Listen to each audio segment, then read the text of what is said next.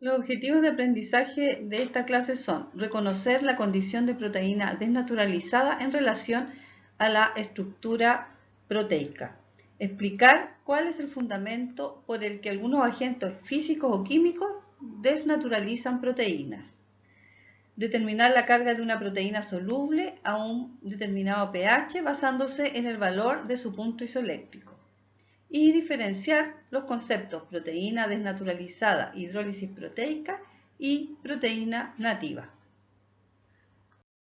Revisemos las propiedades eléctricas de las proteínas. Recordemos que las proteínas son grandes macromoléculas cuyas unidades son los aminoácidos. Estos aminoácidos van a estar formando cadenas a través de los enlaces peptídicos y se van a comportar como polielectrolitos debido a que aminoácidos que componen estas macromoléculas y sus cadenas laterales son capaces de ionizarse. Así el aspartato y el glutamato, lisina, arginina e histidina, lo que le va a conferir cargas positivas y negativas a estas macromoléculas.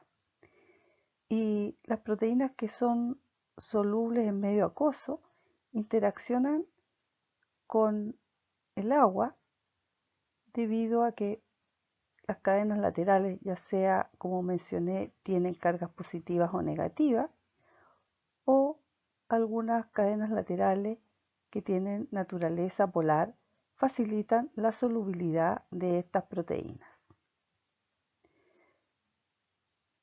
La solubilidad de la proteína también va a depender de la carga neta de la proteína, y la carga neta de las proteínas varía con el pH del medio y, como ya dijimos, de la composición de los residuos que componen la cadena. La carga neta de una proteína va a ser igual a la suma de las cargas positivas más las cargas negativas que tenga la proteína a un determinado pH. Se define como punto isoeléctrico al valor de pH al cual la carga neta de la proteína es igual a 0. En ese valor de pH o en el punto isoeléctrico, la proteína presenta una mínima solubilidad, debido a que las cargas se anulan. Entre ellas, podemos decir que la proteína no migra en un campo eléctrico. Y de ello podemos deducir que si estamos con la proteína a un pH sobre el valor del punto isoeléctrico, la proteína se va a encontrar con carga negativa. Contrariamente, si estamos en un pH bajo el valor del punto isoeléctrico, la proteína va a encontrarse cargada positivamente. Revisemos cómo migra una proteína en un campo eléctrico. Este es un sistema de electroforesis, una cámara de electroforesis, que primeramente contiene un soporte sólido poroso en el cual vamos a poner las proteínas y estas van a migrar en base al campo eléctrico. Este soporte sólido puede ser papel, puede ser un gel de almidón o un gel de poliacrilamida o de agarosa. Entonces, este sistema contiene también un buffer que va a permitir el flujo de la corriente, y vamos a tener que las proteínas con carga negativa van a migrar hacia el ánodo, que tiene carga positiva, por atracción electrostática, y las proteínas que tienen carga positiva van a migrar al cátodo, que tiene carga negativa. Entonces, en esta matriz sólida disponemos las proteínas que vamos a separar y aplicamos un campo eléctrico y las proteínas van a migrar por electroforesis. Entonces, las proteínas verdes que tienen carga positiva van a migrar hacia el cátodo y la proteína con carga negativa hacia el ánodo. Sin embargo, aquellas proteínas que no tienen carga no van a ser atraídas por ninguno de los dos electrodos, al positivo ni al negativo. Revisemos como ejemplo la albúmina del suero humano. Esta proteína tiene un punto isoeléctrico igual a 5. En esta figura se muestra la estructura terciaria de la albúmina del suero humano, se muestra la disposición de las alfa hélices.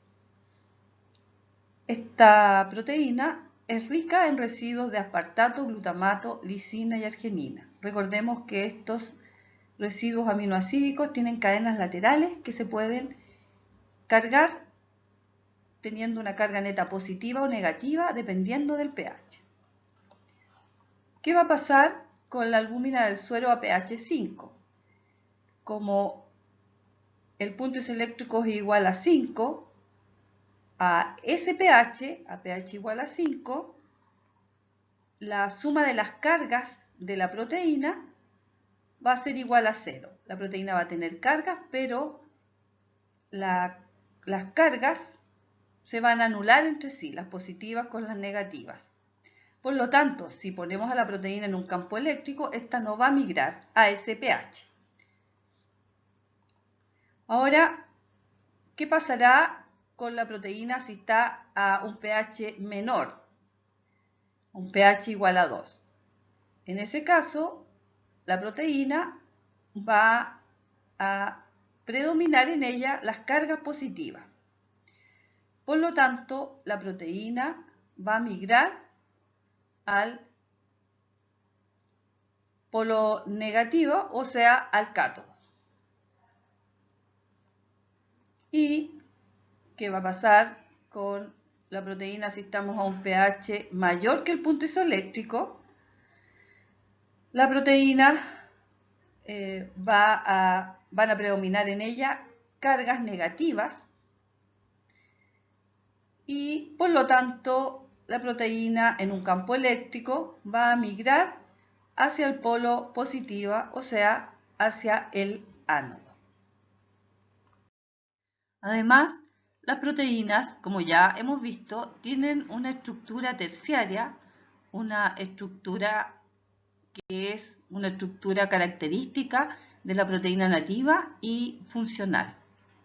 Sin embargo, esta estructura puede ser alterada por algunos agentes físicos y químicos, como el pH, la temperatura, cambios en la solubilidad, lo que pueden hacer que la proteína pierda esta estructura terciaria, esta estructura típica funcional, perdiendo su actividad biológica. Por lo tanto, a esto se le denomina proteína desnaturalizada. Sin embargo, dependiendo del tipo de agente que denature la proteína, es posible que la proteína nuevamente pueda lograr su estructura terciaria nativa o funcional, proceso que se denomina renaturalización. Como ejemplo, veamos la enzima ribonucleasa. Esta enzima hidroliza los ribonucleótidos fosfato de las cadenas de ácido ribonucleico, de ARN. Esta es una enzima que, como se muestra acá, su estructura terciaria tiene algunas alfa hélices y también plegamientos beta en una estructura general de forma globular. Entonces, esta es la estructura activa y nativa de esta enzima. Podemos agregar un agente denaturalizante, como la urea. Acá se muestra la estructura de la urea. La urea es una molécula que tiene grupos carbonilo y grupos amino. Estos grupos pueden formar puentes de hidrógeno con los residuos aminoácidos de la cadena polipeptídica de la ribonucleasa, lo que hace que pierda su estructura 3D o estructura terciaria. Probamos la enzima y está inactiva. Sin embargo, a través de un proceso denominado diálisis, por el cual podemos retirar la urea, la proteína toma y recupera su estructura nativa. Probamos la enzima y nuevamente está activa, hidroliza los ribonucleótidos fosfato del ARN.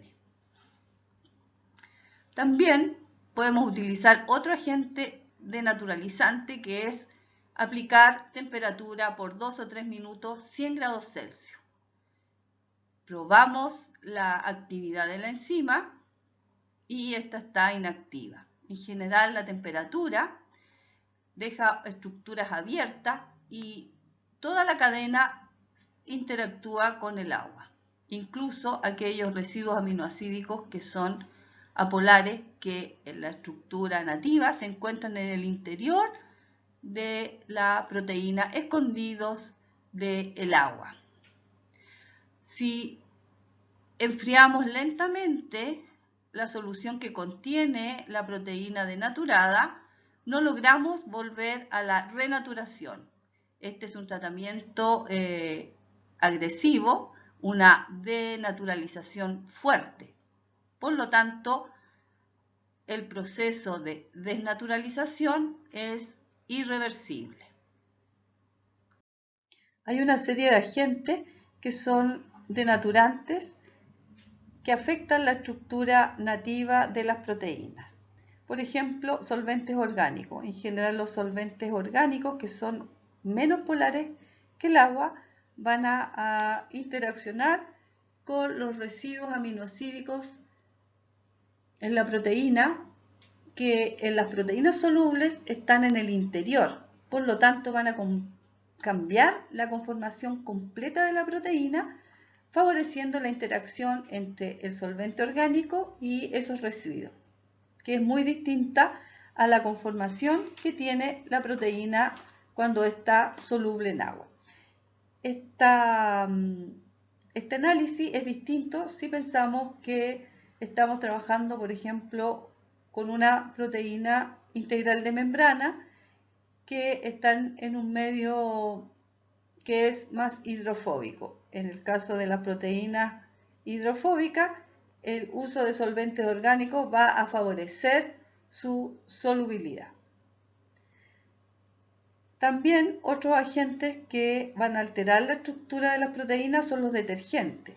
Los detergentes tienen una estructura química, una región apolar, que es una cola hidrocarbonada, y además contienen un grupo iónico, en este caso el dodecil sulfato de sodio, dodecil por esta cadena y el sulfato, que tiene carga negativa. Entonces, el detergente va a interaccionar la región apolar con regiones hidrofóbicas donde hay residuos aminoácidos hidrofóbicos, y eso va a hacer que ya no haya interacción entre residuos de la misma cadena formando la estructura nativa, sino que ahora van a interaccionar con el detergente, por lo tanto se va a perder la estructura terciaria de la proteína. Ahora, la solubilidad de la proteína en general no se va a ver afectada, puesto que el detergente aporta cargas negativas que van a hacer que la proteína siga siendo soluble. Este efecto puede ser reversible una vez que retiramos el detergente del medio. Otros agentes, hay agentes que son reductores. Este es el beta-mercaptoetanol, que lo que va a hacer es reducir los puentes disulfuros, agregar hidrógenos a los azufres que forman el puente disulfuro. Por lo tanto, sí se va a ver afectada principalmente la estructura terciaria y la cuaternaria en caso de estar involucrados puentes disulfuro, y no se va a ver afectada la solubilidad.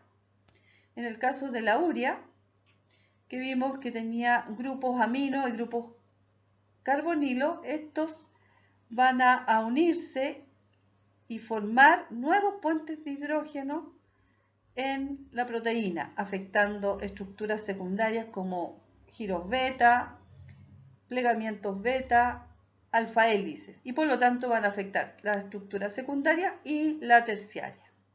La solubilidad en general no va a disminuir, sin embargo, también este efecto puede ser revertido una vez que retiramos la urea del medio. El otro agente importante de mencionar, agente denaturante, es la temperatura. Si calentamos una proteína a más de 80 grados Celsius, va a aumentar la energía cinética, por lo tanto interacciones no covalentes como son los puentes de hidrógeno, interacciones iónicas, interacciones hidrofóbicas, van a ser afectadas alterando la estructura secundaria y terciaria. Y van a verse aumentadas las interacciones proteína-proteína, por lo que se van a formar cúmulos de la proteína y va a disminuir la solubilidad. En general, este efecto de la temperatura es irreversible debido a las altas efectos que tiene en la estructura nativa de una proteína. Aquí podemos ver el beta-mercaptoetanol y cómo reduce los puentes disulfuro, que están formando puentes entonces entre residuos aminoácidos de cisteína en una misma cadena o con cadenas diferentes. Al reducir y agregar los hidrógenos, este puente es roto por una reacción de reducción de los puentes disulfuro y de oxidación sobre el beta-mercaptoetanol. Hasta ahora hemos visto que la proteína nativa, que da cuenta de un ordenamiento estructural, una conformación de la proteína en 3 dimensiones en una proteína que es funcional, van a haber una serie de agentes químicos y físicos que nos van a generar una proteína denaturada que ha perdido su conformación y por lo tanto no es funcional. Además, hay otras modificaciones que pueden ocurrirle a las proteínas. Esto es la hidrólisis o ruptura de los enlaces peptídicos. Esto puede ocurrir por medios enzimáticos como proteasas que justamente hidrolizan el enlace peptídico, o el proteosoma, que es un complejo multienzimático que in vivo en la célula hidroliza y degrada a las proteínas que están no funcionales debido a que tienen una vida media determinada. También la hidrólisis o ruptura del enlace peptídico puede ocurrir por una catálisis química utilizando hidróxido de sodio a altas temperaturas.